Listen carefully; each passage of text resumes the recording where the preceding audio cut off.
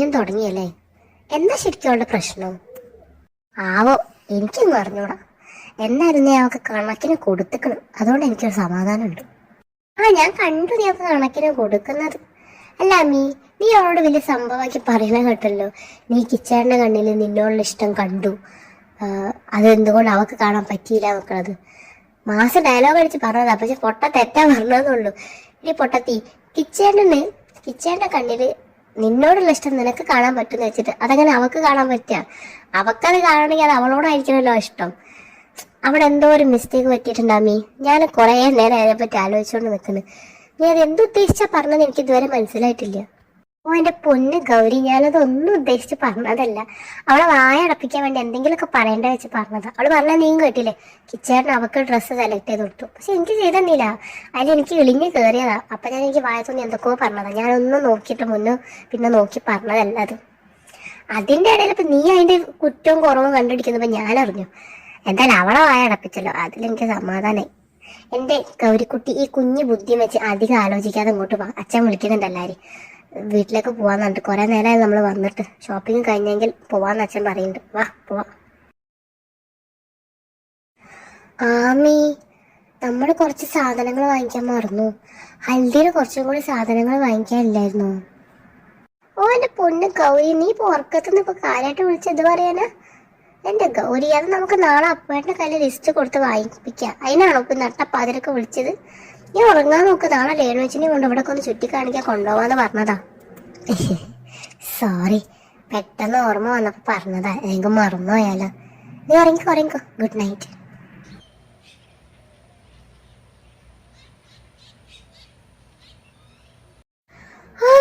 ഇന്നെന്താ കാക്ക വല്ലതും മലന്ന് പറക്കോ? ഇതാരത്? എന്റെ ആവി തന്നെ ആണോ?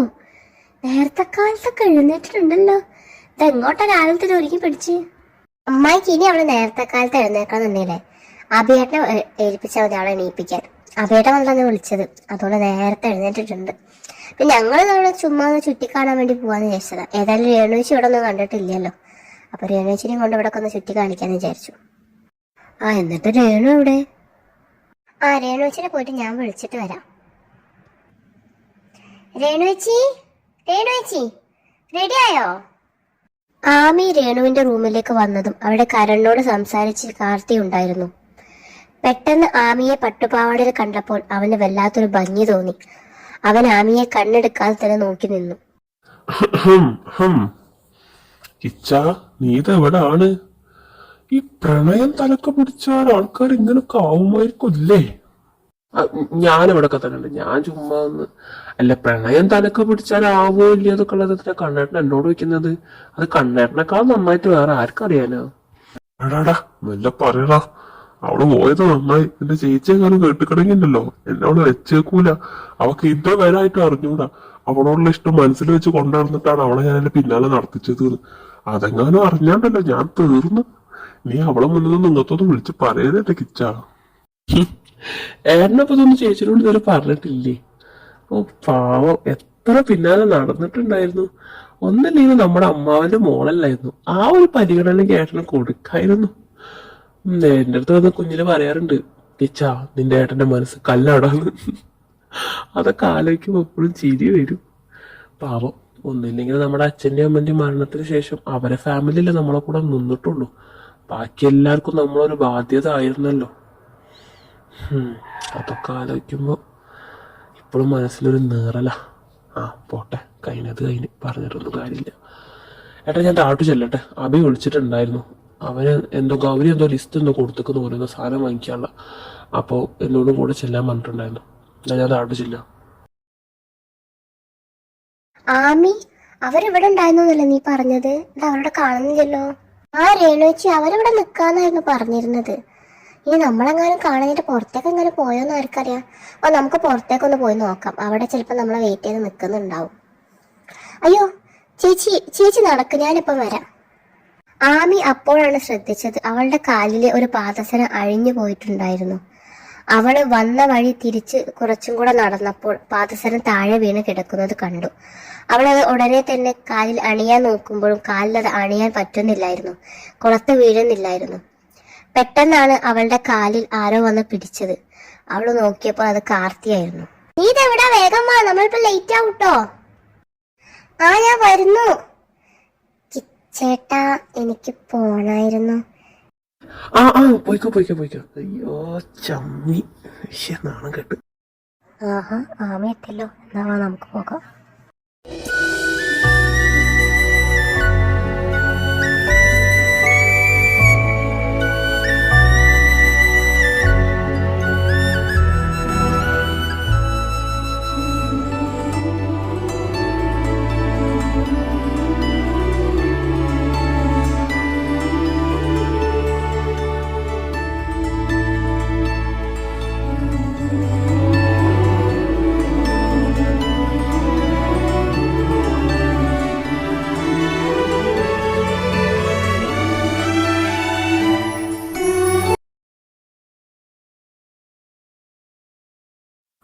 മോനെ, അമ്മാവന് കല്യാണത്തിന് മുന്നേ എത്താൻ പറ്റുമായിരിക്കൂലേ?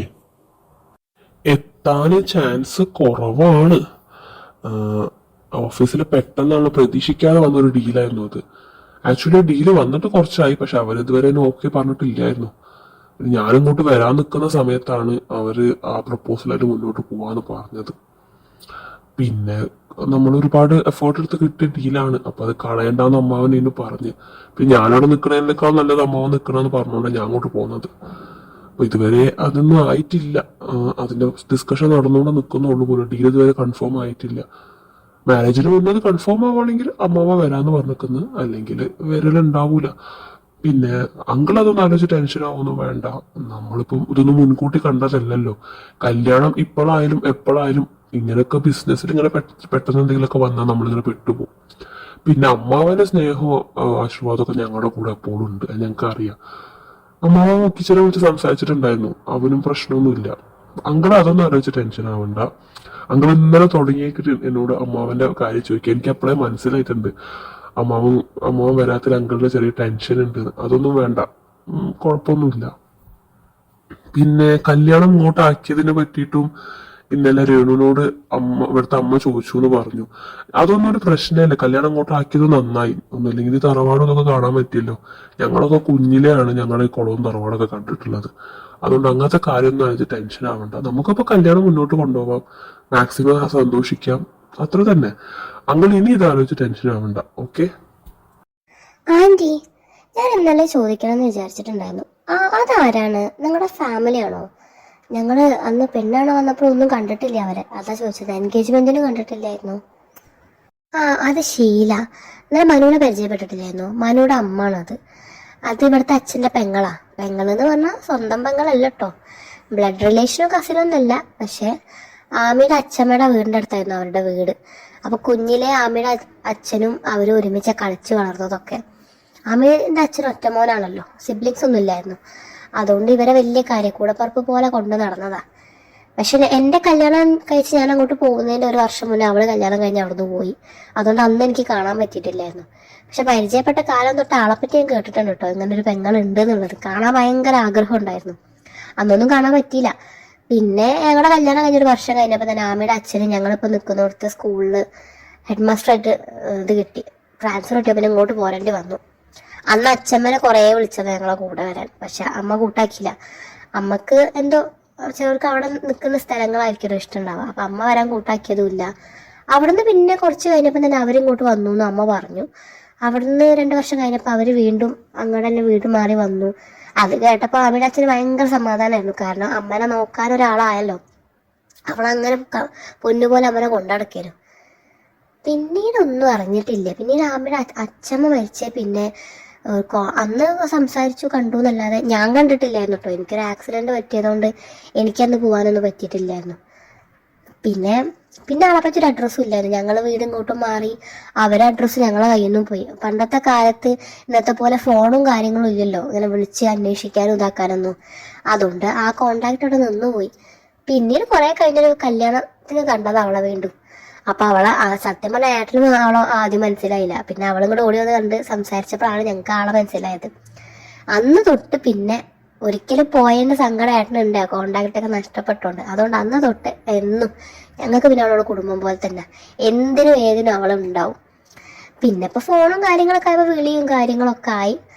എന്നെ നാത്തൂനെന്നാ വിളിക്കുക. എപ്പോഴും പറയും ഏട്ടനായിട്ട് കാണുന്നതുകൊണ്ടായിരിക്കും, ആമിയുടെ അച്ഛൻ അങ്ങനെ കാണുന്നതുകൊണ്ട് എന്നെ നാത്തൂനെന്നാ വിളിക്കുക. ഞാനും അങ്ങനെ തന്നെ വിളിക്കുക. ഇപ്പൊ അവള് ഞാൻ ഭയങ്കര കൂട്ടാ, നല്ല സുഹൃത്താണ് എൻ്റെ. അവക്ക് ഞങ്ങളിൽ ഏറ്റവും ഇഷ്ടം ആമീന്ന് വെച്ചാൽ അവൾക്ക് ജീവനായിരുന്നു. മനുവിനും അതെ, ആമീന്ന് വെച്ച ജീവനായിരുന്നു. എൻഗേജ്മെന്റിന് വരാൻ പറ്റാതായി പോയത് മനുവിന് പെട്ടെന്ന് ലീവ് കിട്ടിയില്ല. നമ്മുടെ കല്യാണം എല്ലാം പെട്ടെന്നായിരുന്നല്ലോ. അപ്പൊ അവന് ഓഫീസിൽ നിന്ന് ലീവ് കിട്ടാത്തതുകൊണ്ടായിരുന്നു വരാൻ പറ്റാഞ്ഞത്. അതിന് കുറെ സോറി പറച്ചിലൊക്കെ ഉണ്ടേനു. പിന്നെ അങ്ങോട്ട് പോന്നു. എന്തായാലും കല്യാണത്തിന് അവള് വരുമെന്ന് എനിക്കറിയായിരുന്നു. ആമിയുടെ കാര്യത്തിൽ അവൾ എന്തായാലും ബാക്കോട്ട് നിൽക്കൂല. ആമിനല്ലെങ്കിൽ ആർക്കാ ഇഷ്ടാവാത്തത്? ആമിനെ ഒരിക്കൽ പരിചയപ്പെട്ട് കഴിഞ്ഞാൽ പിന്നെ അവളെ നമ്മുടെ മനസ്സൊന്നും പോകൂല. അത്ര നല്ല കുട്ടിയല്ല ആമി. എന്റെ കിച്ചന്റെ ഭാഗ്യാണ്. ഇവിടൊക്കെ ചുറ്റിക്കണ്ടിട്ട് എങ്ങനെയുണ്ട്? ഇഷ്ടായോ ഇവിടൊക്കെ? ഓ ഇഷ്ടായി, ഒരുപാട് ഇഷ്ടായി. നല്ല റിലാക്സേഷൻ ഉണ്ടായിരുന്നു രാവിലെ നടക്കാൻ പോയ സമയത്ത്. ഇവിടെ തന്നെ അങ്ങ് കൂടാൻ തോന്നായിരുന്നു. അത്ര അടിപൊളി പ്ലേസ് അല്ലത്. Attention everybody, attention. എല്ലാവരും ശ്രദ്ധിക്കുക. അവിടെ സംസാരിച്ചുകൊണ്ടിരിക്കുന്നവരും ഇവിടെ ശ്രദ്ധിക്കുക. ഇന്ന് നൈറ്റ് ഇവിടെ സംഗീതം ഉണ്ടായിരിക്കുന്നു. സംഗീതോ? അതാരാ മോനെ? നിന്റെ കൂട്ടുകാരനാണോ? അത് സംഗീത കൂട്ടുകാരൻ മുത്തശ്ശി. അതൊരു നോർത്ത് ഇന്ത്യൻ മാരേജ് ഫംഗ്ഷനാ. ഞാൻ പറഞ്ഞിട്ടില്ല എനിക്ക് എന്റെ കല്യാണത്തിന് ഹൽദി മെഹന്തി എല്ലാം വേണമെന്നുള്ളത്. മുത്തശ്ശി സീരിയലൊക്കെ കണ്ടിട്ടില്ലേ, ഹിന്ദിക്കാരുടെ ഉള്ളത് പാട്ടിന്റെ പരിപാടി? അതാണത്. പിന്നെ മനുവേട്ടാ, അതിന് സംഗീത് ഹൽദിയും മെഹന്തിയും കഴിഞ്ഞിട്ടുണ്ടാവുക. ഓ, നിനക്ക് ഓർഡർ വൈസ് തന്നെ വേണമെന്ന് നിർബന്ധ? എന്നാ നമുക്കൊന്ന് രാത്രി ബാച്ചിലർ പാർട്ടി നടത്താം. എന്തായാലും ഞാനവിടെ കുറച്ച് സംഭവങ്ങളൊക്കെ സെറ്റ് വെച്ചിട്ടുണ്ട്. നിങ്ങൾ ഞെട്ടും. ഈ തറവാടിനുള്ളിലാണോ ഞാൻ അതൊക്കെ ചെയ്തതെന്ന് കണ്ടിട്ട്. എന്തായാലും എല്ലാവരും ക്ഷണിക്കുന്നു, എല്ലാവരും വരണം. ഓക്കെ? അവളുടെ ആഗ്രഹം അങ്ങനെയാണെങ്കിൽ അങ്ങനെ അങ്ങോട്ട് നടക്കട്ടെ. കുട്ടികളുടെ സന്തോഷമല്ലേ നമുക്ക് വലുത്. അതുകൊണ്ട് എന്തൊക്കെ അവൾക്ക് പറഞ്ഞ സംഭവങ്ങൾ എന്നെനിക്ക് മനസ്സിലായിട്ടില്ല. എന്നാലും അതൊക്കെ അങ്ങോട്ട് നടത്തി കൊടുക്കുക. കുട്ടീൻ്റെ ഇഷ്ടമല്ലേ, അവളുടെ ആഗ്രഹം അങ്ങനെയാണെങ്കിൽ അങ്ങനെ അങ്ങോട്ട് പോട്ടെ. പിന്നെ ഇപ്പം ഈ പറഞ്ഞ പരിപാടി എന്താന്ന് പറഞ്ഞത്? അതെന്താണെങ്കിലും ശരി, ഞങ്ങൾ വലിയവർ അതിൽ വരുന്നില്ല. നിങ്ങൾ കുട്ടികളായിക്കോളൂ. ഞങ്ങൾ മുതിർന്നവരുടെ ആവശ്യം അവിടെ ഇല്ലല്ലോ. നിങ്ങളെന്തോ പാർട്ടിയല്ലേ, അപ്പം നിങ്ങൾ അവിടെ കൂടിക്കോളൂ. പിന്നെ മനു സെറ്റ് ചെയ്തതൊക്കെ തെക്ക് ഭാഗത്തേക്ക് വരുന്ന ഹോളിലല്ലേ? അതാണ്ടോ നല്ലത്. അതാകുമ്പോൾ ഞങ്ങൾക്ക് തറവാട്ടിലേക്ക് ശബ്ദം വരൂല, ചുറ്റുള്ളവർക്ക് ബുദ്ധിമുട്ടും ഉണ്ടാവില്ല. നിങ്ങൾക്ക് എന്താന്ന് വെച്ചാൽ ആവാം അതിൻ്റെ ഉള്ളിൽ. പക്ഷെ അതിന് വിട്ടൊന്നും ചെയ്യരുത്. ഞാൻ നാളെ രാവിലെ അവിടെ വന്ന് നോക്കും. വല്ലതും കിട്ടിയാ പിന്നെ എൻ്റെ സ്വഭാവം അറിയാലോ. പിന്നെ ഈ പറഞ്ഞ സംഗീതവും ആരും ഉണ്ടാവൂല. അതാദ്യം ഞാൻ പറഞ്ഞേക്കാം. Thank you so much. എനിക്കറിയാം എൻ്റെ മുത്തശ്ശേരി മുത്താണ്, അങ്ങനെ ഒന്നും ഉണ്ടാവില്ല. ഇത് ഗൗരി തരുന്ന വാക്കാ. നല്ല ആളാണ്. ഒന്നും ഉണ്ടാവില്ല എന്നുള്ളത്. രാത്രിത്തേക്ക് എന്നോട് വോഡ്ക വാങ്ങാൻ വന്നിട്ടുണ്ട്. ഞാൻ തൽക്കാലത്തേക്ക് ഹാപ്പി ഫീസ് വാങ്ങിയിട്ട് അത് വോഡ്ക്കാന്നാണ് ഒക്കെ കൂടെ കൊടുക്കും.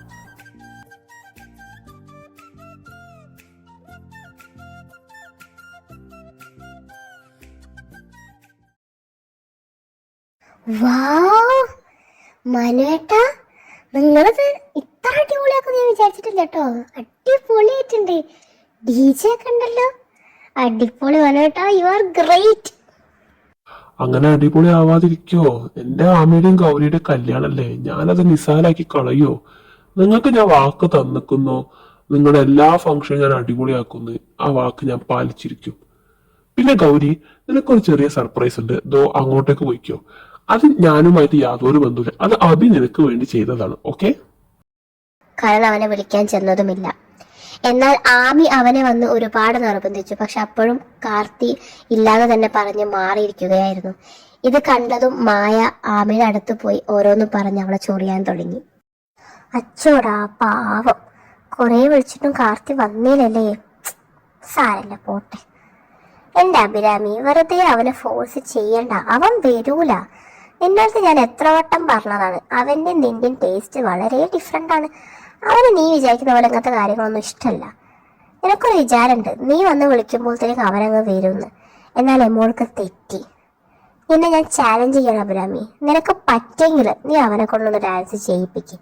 അവൻ നിന്റെ കൂടെ വന്ന് പാടി ഡാൻസ് ചെയ്താൽ ഞാൻ അംഗീകരിക്കാം അവന്റെ മനസ്സിൽ നിന്നോട് എന്തെങ്കിലും ഒരു ഫീലിങ്സ് ഉണ്ടെന്നുള്ളത്. ഇത് കേട്ടതും ആമയ്ക്ക് പെട്ടെന്ന് ദേഷ്യം വന്നു.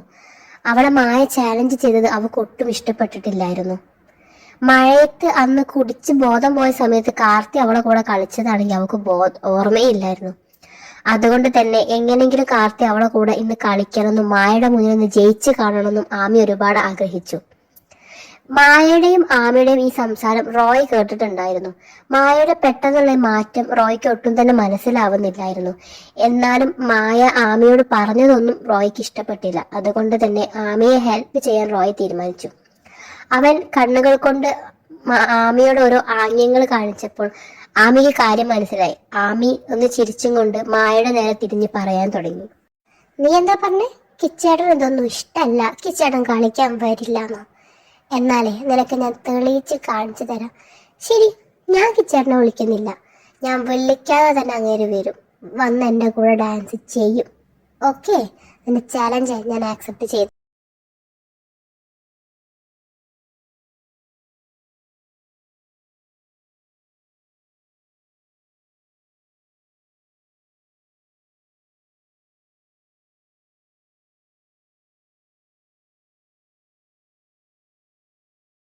അവളെന്ത് ഭാവിച്ച? അവള് മാത്രല്ല മോനെ, എല്ലാരും ഉണ്ട്. അല്ല മനുവിനെന്താ? അവൻ കുറെ നേരമല്ലോ ആമി ആമി എന്ന് പറഞ്ഞിട്ട് അവളെ മാത്രം ഇതാക്കണത്, ബാക്കിയുള്ളവരത് അവൻ കാണുന്നില്ലേ? എനിക്ക് ദേഷ്യം വരുന്നുണ്ട്. ആ മനുവിന്റെ കാര്യം പറഞ്ഞപ്പോളാ അവൻ എൻ്റെ അടുത്ത് നേരത്തെ വന്ന് ചോദിച്ചിട്ടുണ്ടായിരുന്നു കേട്ടോ, ആമിയുടെ കൂടെ പോയി ഡാൻസ് ചെയ്താലോ എന്ന്. അല്ല, അവിടെ ഇപ്പൊ നോക്കുമ്പോ അബി ഇറങ്ങി, അപ്പുവേട്ടനും കണ്ണേട്ടനും ഡാൻസ് ചെയ്യാൻ ഇറങ്ങി, എല്ലാരും പാർട്ട്നേഴ്സ് ആയിട്ടല്ലേ. ആമി മാത്രല്ല ഇപ്പൊ അവിടെ ഒറ്റക്ക് നിൽക്കുന്നത്. അവക്കൊരു പാർട്ട്ണർ ഉണ്ട്, ഒന്നിനും കൊള്ളാത്ത സാധനം. അല്ല ഞാൻ പറയാണ്, അപ്പോൾ ഡാൻസ് അല്ലേ, അതിപ്പോ കളിച്ചാലും ഇപ്പൊ എന്താ? നീ ഇപ്പൊ അവിടെ മനുവിനെ കണ്ടെന്ന് പറഞ്ഞ അവളോട് ഞാൻ പോയിട്ട് പറയാം അവളെ കൂടെ കളിക്കാം. പാവം ഒറ്റക്ക് കളിക്കുന്ന കണ്ടിട്ട് എനിക്ക് പാവം തോന്നുന്നു. ഞാൻ പോയി കളിക്കാമെന്ന് വിചാരിച്ചതാ, പിന്നെ എനിക്കിപ്പോ തൽക്കാലത്തേക്ക് വയ്യ, ഞാൻ കുറച്ച് റെസ്റ്റ് എടുക്കട്ടെ. അതെ, അവളെ കെട്ടാൻ പോയ ഞാനാണെങ്കിൽ അവളെ കൂടെ നിൽക്കാൻ എനിക്കറിയാം, അതിന് വേറൊരുത്തന്റെ ആവശ്യമില്ല. ഒരു മനു അല്ലെങ്കിൽ ഞാൻ അങ്ങോട്ട് പോയോ? ആ, എനിക്കറിയാടാ, മനുവിന്റെ പേര് പറഞ്ഞാൽ നീ തവണ അങ്ങോട്ട് പോകുന്നു, അതുകൊണ്ട് തന്നെ ഞാൻ കരുത്തി കൂടി ആ പേരെടുത്തു.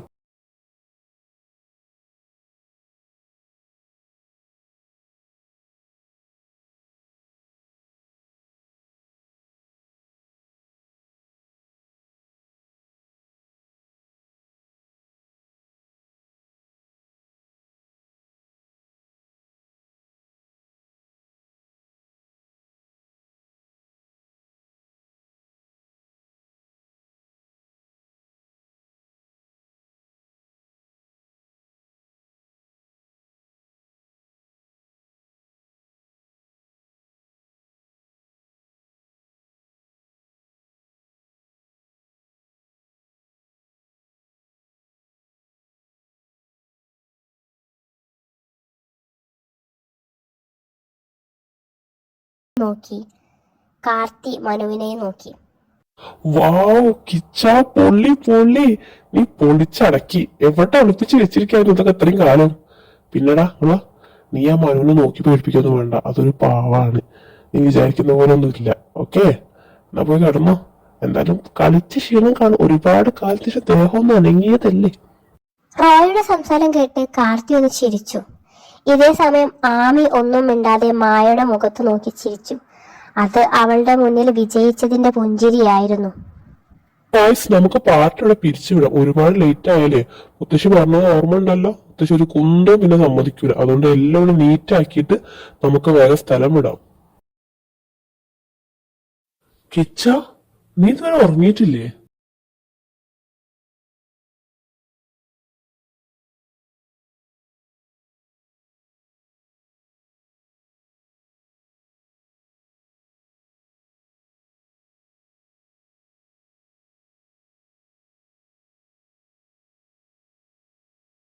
എന്താടാ നീ നട്ടപ്പാതിരക്ക് ഇതൊക്കെയാണ് ആലോചിച്ച് കൂട്ടുന്നത്? എന്റെ മുന്നിൽ കിച്ച, നാളെ നിങ്ങളുടെ ഹൽദി, മെഹന്തി, സംഗീത്, അത് കഴിഞ്ഞ പിന്നെ മാരേജിന്റെ തലേ ദിവസം, പിന്നെ മാരേജ്, 2-3 ദിവസം കൊണ്ട് കല്യാണം കഴിഞ്ഞ് അവളെ ഇട്ട് നീ അങ്ങോട്ട് പോകും. പിന്നെ നഷ്ടപ്പെടാൻ ഓടാടാൻ നേരം. ഇവന്റെ ഒരു കാര്യം, ഞാനാ പറഞ്ഞത് മനസ്സിൽ വെച്ച് നിൽക്കായിരിക്കൂലേ? എടാ, നീ അവനെ പറ്റി ആലോചിച്ച് ടെൻഷൻ ആവുകയേ വേണ്ട. ഇന്ന് നീയോ അബിയോ പുറത്തെന്തോ ഹൽദിയുടെ സാധനങ്ങളൊക്കെ വാങ്ങിക്കാൻ പോയിട്ടില്ലായിരുന്നു? ആ സമയത്ത് ഞാൻ മനുവിനോട് കുറെ സംസാരിച്ചിട്ടുണ്ടായിരുന്നു. അവൻ ആളൊരു പാവാടാ, നീ വിചാരിക്കുന്ന മാതിരി അവനത്ര നീ പ്രശ്നക്കാരനൊന്നുമല്ല. നിന്റെ ആമിയുടെ അടുക്ക് അവൻ ഒരിക്കലും വില്ലനായിട്ട് വരൂല. പിന്നെ ആ പാർട്ടിന്റെ സമയത്ത് ഞാനത് പറഞ്ഞത്, അത് നിന്നൊന്ന് നടക്കാൻ വേണ്ടി വെറുതെ പറഞ്ഞെന്നുള്ളൂ. അതോടെ എന്താ, നീ അവിടെ എത്തിയാൽ അവിടെ കളിച്ചില്ലേ? അവൾക്ക് എത്ര സന്തോഷമായിരുന്നു കളിച്ച. അതൊക്കെ എന്തായാലും എന്റെ പൊന്നുമോനെ ഉറങ്ങാൻ നോക്ക് പോയിട്ട്. നാളെ തൊട്ട് പരിപാടിയുടെ ഘോഷയാത്ര ആണ്. നിനക്കൊന്ന് റെസ്റ്റ് എടുക്കാൻ പോലും സമയം കിട്ടൂല. നിന്നെ കൊണ്ട് ഡാൻസ് കളിപ്പിച്ച് നാളെ അവൾ നിന്നെ കൊണ്ട് എന്തൊക്കെ കളിപ്പിക്കും. എന്തായാലും നന്നായി. ഇങ്ങനെ ഈ ഒരു ഷെല്ലിന്റെ ഉള്ളിൽ തന്നെ നിൽക്കുന്നതിനും അത് പൊട്ടിച്ച് പുറത്തേക്ക് വരുന്നത് വളരെ നല്ലത്.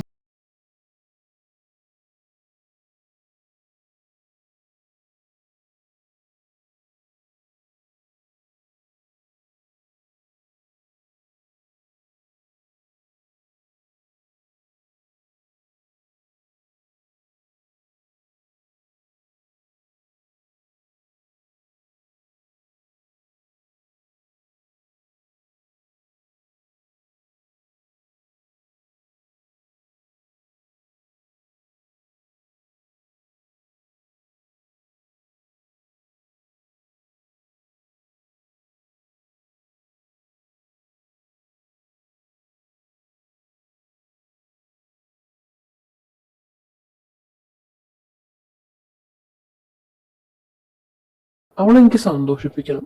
എന്നെ കൊണ്ട് കഴിയുന്ന രീതിയിൽ അവളെനിക്ക് സന്തോഷിപ്പിക്കണം. ഇന്ന് ഞാൻ കണ്ടു അബി ഗൗരിനെ പ്രപ്പോസ് ചെയ്ത സമയത്തുള്ള അവളുടെ മുഖത്തെ സന്തോഷം. ഉള്ളിൽ അവളും ആഗ്രഹിക്കുന്നുണ്ടാവും അതുപോലത്തെ ഒരു പ്രപ്പോസൽ. ഞാൻ അതിനേക്കാളും ഗംഭീരമായിട്ട് അവളെ പ്രപ്പോസ് ചെയ്യും. അവളെ ബർത്ത്ഡേ വരട്ടെ, അതിനാ ഞാൻ ഇപ്പൊ വെയിറ്റ് ചെയ്യുന്നത്. പിന്നെ നീ പറഞ്ഞോണം ആമി ഒരു സഹായമാണോ എന്ന് എനിക്ക് അറിയില്ല. പക്ഷെ അവളുടെ കൂടെ ഉണ്ടാവുന്ന സമയത്ത് എനിക്ക് സ്വയം തോന്നിയിട്ടുണ്ട് ഈ ഷെല്ലിന്റെ ഉള്ളിൽ ഒതുങ്ങണ്ട, എല്ലാം പൊട്ടിച്ച് പുറത്തേക്ക് വരണം എന്നുള്ളത്, പഴയ കിച്ചൺ ആവണം എന്നുള്ളത്. ആവും ഞാൻ.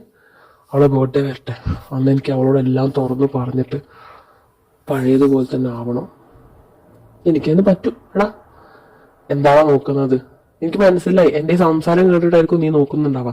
ഇനി നീ പറയാൻ പോണ കാരണം എനിക്കറിയാം. ഓഹോ കിച്ച, നീ ഇത് ഇത്രയും കാലം എവിടെ ഉറപ്പിച്ച് വെച്ചിരുന്നത് ഇതല്ലേ? ചിരിക്കല്ലേ? എനിക്കറിയാം നീ അതെന്നാ പറയാൻ പോണത്. പോയി ഉറങ്ങാൻ നോക്കടാ. നാളെ ഒരുപാട് പണിയുണ്ട്. നാളെ ഇവിടുത്തെ അടിമക്കണ്ണ് നീയാ. എന്നാ ശരി ആശാനെ, ഞാൻ പോയി കിടന്നുറങ്ങ. നീയോ ഉറങ്ങിക്കോ, വെറുതെ ഉറക്കൊഴിയണ്ട. എന്നാ ശരി, ഗുഡ് നൈറ്റ്.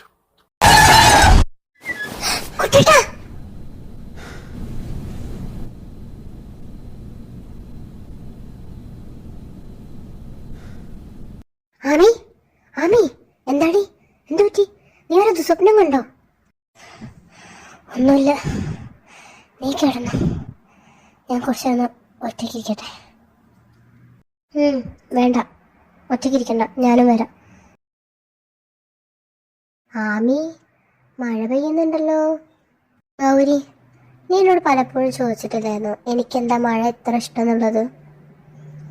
എന്നെ മഴനെ ഇഷ്ടപ്പെടാൻ പഠിപ്പിച്ചതും മഴയെ സ്നേഹിക്കാനും പഠിപ്പിച്ചതും കുട്ടേട്ടന് മഴ എന്ന് വെച്ചാൽ വലിയ ഇഷ്ടമായിരുന്നു. പണ്ട് ഒരുപാട് കുട്ടേട്ടൻ്റെ കൂടെ മഴത്ത് കളിച്ചിട്ടുണ്ടായിരുന്നു. ഇപ്പോൾ ഓരോ തവണ മഴത്തിറങ്ങുമ്പോഴും ആ ഓർമ്മകൾ മനസ്സിലേക്ക് വരിക. ഒരിക്കലും കൂടിയും അങ്ങനെ ഒരു മഴ കൊള്ളണമെന്നുണ്ട്. ആമി അവളുടെ കുട്ടേട്ടനെ പറ്റി ഇങ്ങനെ പറയുന്നത് കേൾക്കുമ്പോൾ ഇപ്പം എന്തോ ഗൗരിക്കും അവളുടെ കുട്ടേട്ടനെ പറ്റി അറിയാനൊരു ആഗ്രഹം തോന്നി തുടങ്ങി. കുട്ട, നിനക്ക് എങ്ങനെയാണ് അതൊക്കെ പറ്റുന്നത്? ആമി അവളിപ്പോ വേറെ ആളെ കല്യാണം കഴിക്കാൻ പോവാ. നീ അവളെ കല്യാണം കഴിക്കാനേ ഞാൻ ആഗ്രഹിച്ചത്. എത്ര തവണ ഞാൻ നിന്റെ അടുത്ത് പറഞ്ഞിട്ടുണ്ട് നീ അവളുടേതും അവള് നിന്റേതും ആണെന്ന്. ഞാൻ എത്ര സ്വപ്നം കണ്ടതാണല്ലോ നിങ്ങളുടെ മാരേജ്. എന്നിട്ടിപ്പോ അമ്മ പ്ലീസ് സ്റ്റോപ്പ് ഇറ്റ്. അവൾ ഈ മാരേജിൽ ഹാപ്പിയാണ്. അവളുടെ സന്തോഷമാണ് എനിക്ക് വലുത്. So please stop it. കുട്ട, എനിക്ക് എങ്ങനെയാടാ? ഇല്ല, എനിക്കത് പറ്റില്ല. നീ നിർത്താൻ പറഞ്ഞാലും ഞാൻ നിർത്തില്ല കുട്ട.